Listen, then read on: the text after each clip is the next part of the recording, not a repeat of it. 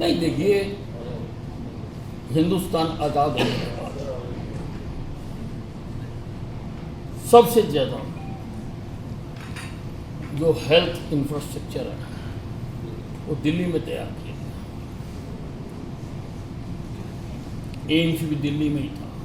वो तो अटल जी ने आके बाकी जगह पर भी एम्स खोलने का फैसला किया। बाकी जगहों पर इतने संसाधन नहीं थे, फिर भी दिल्ली में क्यों नियंत्रण नहीं कर पा रहे हैं, ये तो दिल्ली की सरकार ही बता सकती है।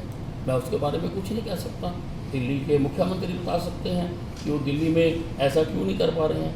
लेकिन हमारे लिए लोग हैं, वो कहीं के भी हैं, अगर वो हमारी धरती पर आएंगे, अगर हमारी धरती पर हैं, तो हम यथाशक्ति उनको इलाज कराने की कोशिश करेंगे। मैंने ये भी आदेश दिए हैं कि जो हरियाणा की धरती पर किसान बैठे हुए हैं, बहुत बड़ी संख्या में आंदोलन कर रहे हैं, मैंने कल की मॉनिटरिंग कमेटी में ये भी आदेश दिए हैं कि उनके भी सारों के कोरोना टेस्ट किए जाएं और उनकी वैक्सीनेशन की जाए, और उसके लिए बाकायदा सारी आज व्यवस्थाएं कर ली गई हैं, मेडिसिन के इंतज़ाम कर लिए गए हैं, डॉक्टर्स की टीम तैयार कर ली गई है।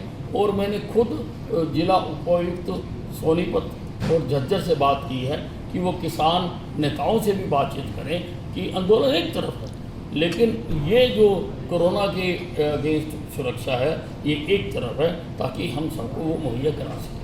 लेकिन सर, आप मानते हैं कि दिल्ली में इलाज ना मिल पाने के कारण कुछ मरीज हैं जो आसपास के हरियाणा के जिलों में पहुंच रहे हैं? बहुत बड़ी संभावना इसकी हो सकती है। सर, एक आखिरी सवाल। Sir, Rahul Gandhi corona positive पाए गए हैं। एक दिन पहले उन्होंने रैलियां करने से भी इनकार कर दिया था।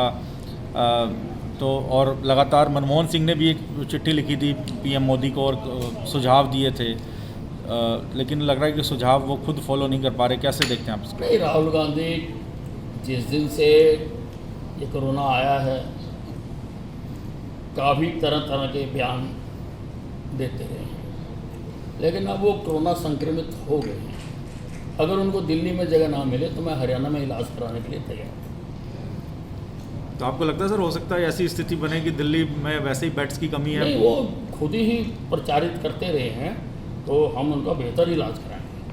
हम किसी धार्मिक संस्थान को बंद नहीं करना चाहते, हम किसी धार्मिक अनुष्ठान को बंद नहीं करना चाहते, हम किसी मंदिर को, गुरुद्वारे को, मस्जिद को हम रोक नहीं लगाना चाहते। हम केवल इतना कहते हैं कि जो एकत्रित होने की संख्या हमने तय की है, किसी भवन के अंदर 50 व्यक्ति या हॉल की कैपेसिटी से आते हैं और भवन के बाद 200 व्यक्ति, उसकी पालना की जाए। हम नियमों की पालना करके कोविड पर नियंत्रण करना चाहते हैं।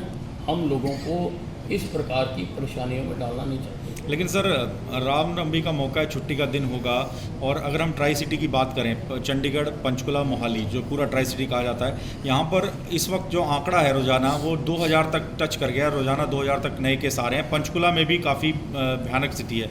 तो आपको लगता नहीं इस प्रपोजल पर विचार किया जा सकता? देखिए, ऐसा है, चंडीगढ़ की चंडीगढ़ जाने, पंजाब की पंजाब जाने।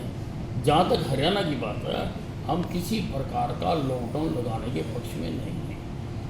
हम सख्ती से नियमों की पालना कराने के पक्ष में हैं। अभी कल जो प्रदेश स्तरीय मॉनिटरिंग कमेटी की मीटिंग हुई है, उसमें मैंने अधिकारियों को सख्त आदेश दिए हैं कि जो जो सरकार ने हिदायतें दी हैं उनका सख्ती से पालन कराया जाए, मास्क लगवाए जाएं, पुलिस जगह जगह पर नाके लगाए, बाज़ारों में जाकर नगर पालिका मास्क लोगों के लगवाए, इंडस्ट्री में जाकर इंडस्ट्री डिपार्टमेंट लोगों के मास्क लगवाए, और गैदरिंग को जिला प्रशासन पूरी तरह से नियंत्रित करे।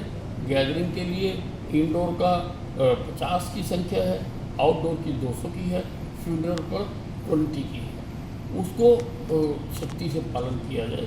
और हम समझते हैं, हालांकि हम मानते हैं कि सख्ती करने से लोग नाराज़ होते हैं, लेकिन मैं लोगों की नाराज़गी झेलने के लिए तैयार हूँ। मैं लाशों के ढेर देखने के लिए तैयार हूँ। इसलिए हमने ये कहा है कि आप सख्ती कीजिए, और हम ऐसा मानते हैं कि सख्ती करने से ही कोरोना नियंत्रित हो